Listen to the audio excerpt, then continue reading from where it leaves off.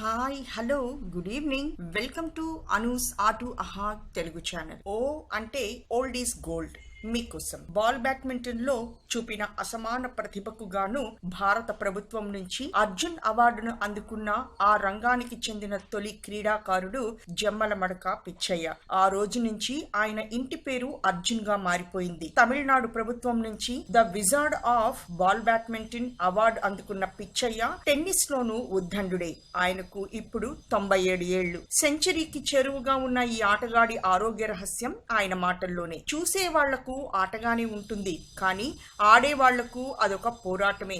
ఆటలో నిలదొక్కుకోవాలంటే శారీరకంగా మానసికంగా ఎంతో దృఢంగా ఉండాలి. శరీరం బాగుంటేనే మనసు బాగుంటుంది. శరీర పోషణకు అవసరమైన పోషకాలను సమకూర్చుకోవటంతో పాటు మితాన్ని పాటించడం కూడా అంతే అవసరం. నేను మితాహారం తీసుకోవాలన్న నియమం ఏదీ పెట్టుకోలేదు, కానీ పేదరికంలో పుట్టడం వల్ల ఆ పరిమితి దానికదే వచ్చింది. అయితే శరీరానికి ఏ పదార్థాలు ఆరోగ్యదాయకమో మా అమ్మకు బాగా తెలుసు. అందుకే దేహదారుఢ్యానికి అవసరమైన వాటిని ఉన్నంతలో సమకూర్చే ప్రయత్నం చేసేది. సాంప్రదాయకంగా మేము శాకాహారులం. నాలో ఉన్న స్పోర్ట్స్ స్పిరిట్ కొద్దీ క్రీడారంగంలోకి దిగాను. మా ఇద్దరు అన్నలు తమ్ముడు కూడా బ్యాడ్మింటన్ టెన్నిస్ బాగా ఆడేవాళ్లు. నా వరకైతే ఆటల్లో మాక్సిమం ఎఫర్ట్ పెట్టడంలో నిమగ్నమవుతానే తప్ప గెలుపోటముల గురించి ఆలోచించను. అదే నన్ను స్థిరంగా ప్రశాంతంగా ఉంచింది. శరీరాన్ని ఆరోగ్యంగా ఉంచటంలో పోషక పదార్థాల పాత్ర ఎంత కీలకమో ఆక్సిజన్ పాత్ర అంతే ముఖ్యం. శరీరంలో ఆక్సిజన్ నిల్వలు అవసరమైన స్థాయిలో ఉండాలంటే వ్యాయామాలు తప్పనిసరి. ఆ రోజుల్లో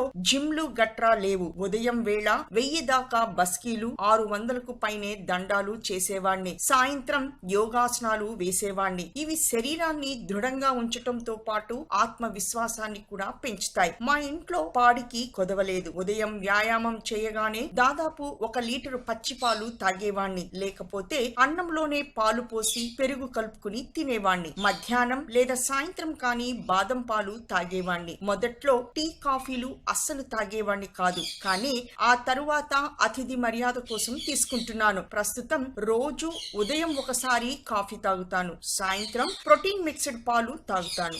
ఆకుకూరలంటే నాకు బాగా ఇష్టం.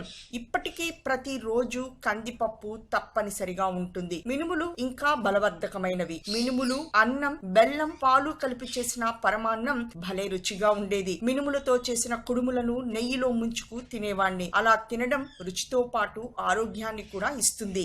ఇవే కాక మినప సున్నుండలు కూడా బాగా తినేవాణ్ణి. టోర్నమెంట్ కు వెళ్తున్నప్పుడు అమ్మ వాటిని డబ్బాలో పెట్టి ఇచ్చేది. ఆ పద్ధతి నా భార్యకు అలవడింది. టిఫిన్, లంచ్, డిన్నర్ ఇలా ఇప్పటికీ ముప్పూటలా తింటాను. నెయ్యి ఉండాల్సిందే. పెరుగు తినను, కానీ పెద్ద పాత్ర నిండా మజ్జిగ చేయించుకొని రోజంతా తాగుతాను. కృష్ణా జిల్లాలోని కూచిపూడిలో 1918 డిసెంబర్ 21న పుట్టాను. SSLC దాకా మచిలీపట్నంలో చదువుకున్నాను. ఆర్థిక ఇబ్బందులతో అక్కడితోనే నా చదువు ఆగిపోయింది. అయితే అప్పటికే క్రీడల్లో తల మునకలై ఉన్నాను. 1939లో ఒక టోర్నమెంట్ ఆడటానికి వెళ్ళాను. అయితే నాకు నిక్కరు కొనుక్కునే డబ్బులు లేక దోవతి మడిచి గోచి పెట్టుకుని షూ లేకుండా ఆడాను. నన్ను చూసిన వాళ్ళంతా హేళనగా నవ్వారు, కానీ ఆటంతా అయిపోయాక వాళ్లే నన్ను కోర్టుకు నువ్వే గర్వకారణంగా నిలిచావు అంటూ మెచ్చుకున్నారు. స్ఫూర్తి పొందడానికి సమాజంలో ఎన్ని అవకాశాలు ఉంటాయో అంతకు 10 రెట్లు మనిషి కుంగిపోవటానికి ఉంటాయి. ఒకసారి కుంగిపోవటం మొదలైతే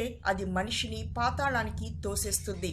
అందుకే ఆత్మ న్యూన్యతా భావాన్ని దగ్గరికి రానియను. ప్రతిరోజు రామాయణంలోని 4 పద్యాలు, భగవద్గీతలోని 4 శ్లోకాలు చదువుతుంటాను. మన జీవన విధానం వాటిలో కనిపిస్తుంది. రోజుకు గంటకు పైగానే పూజ చేస్తాను. అది నాలో అనంతమైన ఆత్మశక్తిని నింపుతుంది. జీవితంలో ఏమైపోతానో అని ఆలోచించడం కానీ దిగులు చెందడం కానీ ఎప్పుడూ చేయలేదు. నా భార్య 2007లో తన 82వ ఏట కన్ను మూసింది. నాకు 2 కూతుళ్ళు. బీపీ గాని షుగర్ కానీ లేవు. కాకపోతే హెర్నియా కోసం ఒకసారి సర్జరీ అయింది. అంతకు మించి మరే ఇతర జబ్బు నా దరికి చేరలేదు. ఉద్యోగమైన వ్యాపారమైన మనకు బాగా పరిచయం ఉన్న రంగంలోనే చెయ్యాలంటాను. కొద్ది రోజుల పాటు వేరే షాప్ పెట్టినా 1949లో నా జీవితంలో మమైకమైన స్పోర్ట్ వ్యాపారంలోకి దిగాను. స్పోర్ట్స్ కు సంబంధించిన సాధనాలు అమ్మే వ్యాపారాన్ని వరంగల్లో మొదలుపెట్టాను. దాని తాలూకా అమ్మకాలు తెలంగాణ అంతా ఉండేవి. కొన్ని దశాబ్దాలు దశాబ్దాల దాకా లాభసాటిగానే సాగింది. 2011లో రోడ్డు వైడనింగ్ లో షాపు పోయింది. ఆ వ్యాపారం అంతటితో ఆగిపోయింది. అయినా నేనేం బాధపడలేదు.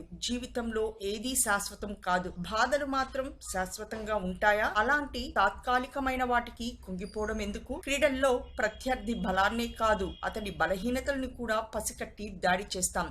అప్పుడే మనది పైచేయి అవుతుంది. ఎంతో జటిలంగా కనపడే జీవితపు సమస్యలను చూసినా వాటి లోపల కొన్ని బలహీనతలు ఉంటాయి. సమస్యల బలాల దగ్గర జాగ్రత్త పడుతూనే వాటి బలహీనతల మీద దాడి చేస్తే అవి పటాపంచలవుతాయి. ఆ ఆత్మవిశ్వాసాన్ని, ఆత్మశక్తిని పెంపొందించుకున్న వాళ్లే జీవితంలో కడదాకా విజేతలుగా నిలుస్తారని నేను బలంగా నమ్ముతాను అంటారు జమ్మల మడక పిచ్చయ్య గారు. ఇక ఓల్డ్ ఈజ్ గోల్డ్ లో రెండవ వ్యక్తిగా చదువుకోవాలన్న తపన ఉండాలే కానీ వయసు అడ్డు కానే కాదని నిరూపించింది శతాధిక వయసులో సర్టిఫికేట్ అందుకున్న మ్యారీ హాంట్ అనే అమెరికాకు చెందిన ఒక బామ్మ. ఇప్పుడు ఆమెకు 103 ఏళ్లు. దాదాపు 90 సంవత్సరాల అనంతరం హై స్కూల్ డిప్లొమాను పూర్తి చేసి ఆ సర్టిఫికేట్ ని అందుకుంది. హాంట్ కు ఇంకా పెద్ద చదువులు చదవాలనుందట. ఈ బామ్మ వినికాన్సిన్ లో ఉంటోంది. 8వ గ్రేడ్ పూర్తయిన తరువాత స్కూల్ చదువుని పూర్తి చేయలేకపోయింది హాంట్. బడికి వెళ్లాలంటే 6-7 మైళ్ళ దూరం నడవాలి. పైగా కుటుంబ పరిస్థితులు కూడా హాంట్ కి కలిసి రాలేదు. తన తమ్ముళ్ళు చెల్లెళ్లను చూసే బాధ్యత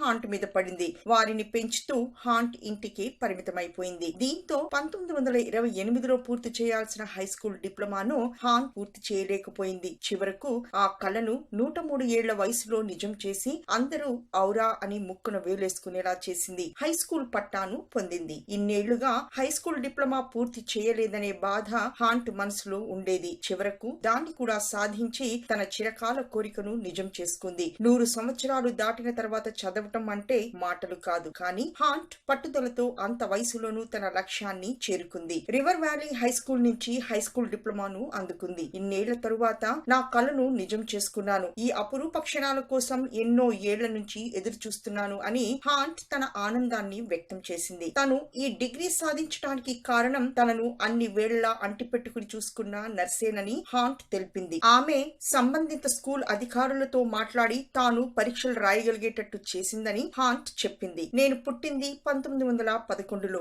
మా ఊరిలో బడికి వెళ్లాలంటే 6 మైళ్ళ దూరం నడవాలి. కానీ అప్పట్లో చిన్నపిల్లలు అంత దూరం వెళ్లి చదువుకునే పరిస్థితులు లేవు. అందులోనూ మాది పెద్ద కుటుంబం కూడా. నాకు తమ్ముడు చెల్లెళ్ళు ఉన్నారు. వారి బాగోగులు చూస్తూ ఇంట్లోనే ఉండిపోయాను. హై స్కూల్ సర్టిఫికేట్ లేదని అసంతృప్తి తప్ప నా జీవితం అంతా హాయిగానే గడిచింది. చదువుకోలేదన్న నా అసంతృప్తిని తరచూ నా నర్స్ దగ్గర వ్యక్తం చేస్తుండేదానిని. నా కలను నిజం చేయాలని ఆమె స్థానిక స్కూల్ అధికారులతో మాట్లాడింది. అలా నేను పరీక్షలు రాయగలిగాను అని హాంట్ తెలిపింది. హై స్కూల్ సర్టిఫికేట్ తీసుకున్నారు కదా, ఇప్పుడు ఎలా అనిపిస్తోందని ప్రశ్నించినప్పుడు నా కలను నిజం చేసుకున్నాను. దీంతో నా జీవితం సఫలమైందనుకుంటున్నాను అని బోసి నవ్వుతూ జవాబిచ్చింది హాంట్. విన్నారు కదా. Thank you for listening. Stay tuned with Anu's ఆటు ఆహా తెలుగు ఛానల్. ఈ వీడియో గన మీకు నచ్చినట్టయితే సబ్స్క్రైబ్ చేయండి, కామెంట్ చేయండి, షేర్ చేయండి, ఇంకా లైక్ చేయండి. నమస్తే.